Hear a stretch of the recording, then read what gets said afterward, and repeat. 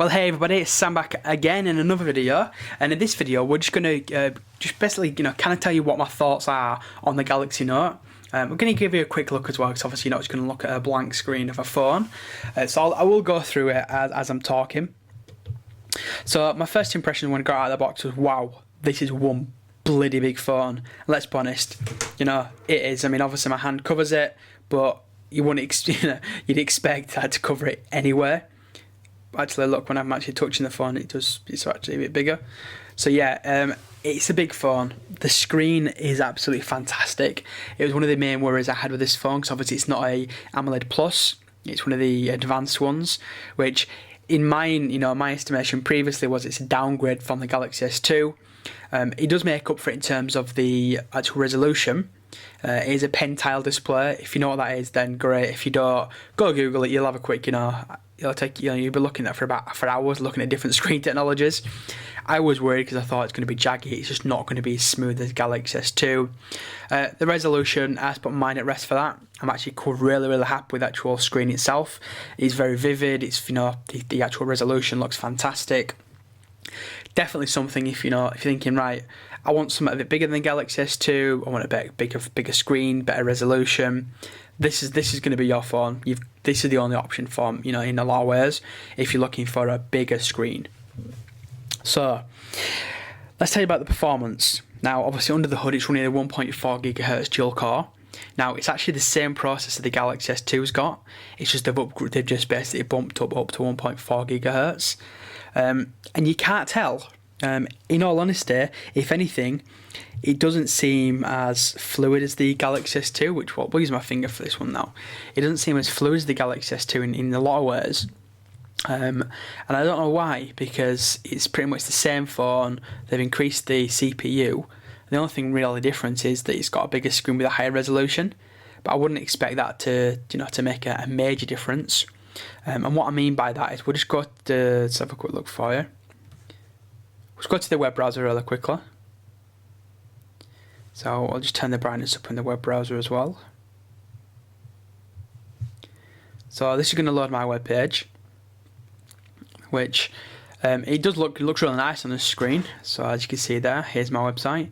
If you've not gone to it yet, it's just samjpullen.com. So I'll put a little annotation here if you want to go have a look at it.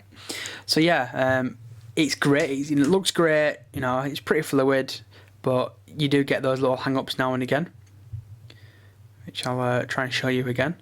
So see again, it doesn't like if you try and do the whole quick like that sometimes. So if you're all zoomed out, start doing that, it just kind of messes up. It's a bit of a downfall. I think it's because obviously I'm going like that and I'm probably screwing all the way back out, and it's try to bring up another tab, but it is a little annoying. You're not really going to be doing this just for everyday use, are you? But you're going to be kind of screwing in and then going, oh look, actually. But this is how close you can get. Bring it closer to the camera so you can see any jagginess if you can see it. I personally can't see any for the naked eye.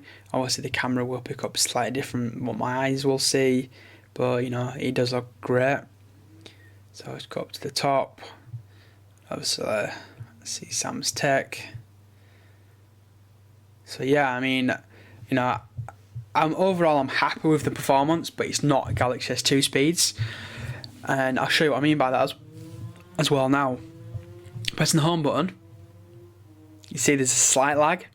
It's nothing major. The Galaxy S2 had this when it first came out, and obviously due to recent updates as it's been progressed, they've smoothed it all out. So it's something I'm hoping they will do for this phone as well. But it's just not. It just irritates me a little bit because I'm used to pure speed with the Galaxy S2 and the iPhone 4S, and then having gone to this one and it's a little bit slower. Now I'll show you in terms of the wake, turning it on, turning it off. Obviously it's pretty quick, and obviously it's got like a kind of a little kind of timeout, so it does still look like it's going slower. But the more you do it, I don't know if you can see, it seems to start getting slower. Now I don't know if that's because obviously the CPU is going, what are you doing to me? I'm trying to cool down here, and then you're trying to warm me back up. But it's just a tad annoying. It's nothing major, but what does annoy me is that when you've got loads of stuff open, so we'll just open loads of stuff here.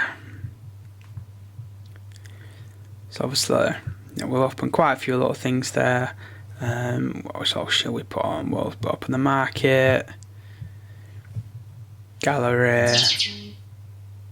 So now, obviously, it's got quite a few things running. So we'll open another tab on the website as well, on the web browser. And now you'll see that it will start to get even a bit more laggy. Again, it's nothing major. Up to pretty much most phones out there, it's still pretty damn fast. But as you can see, it's just a slight delay. It may be due to the new animations they've got, but it just seems a little slower than the Galaxy S2 to me personally. And again, I am used to the Galaxy S2 now, so I've had this for just over a week now. And as a phone, I think it's fantastic. It's it's great. It works, but it's just a little laggy.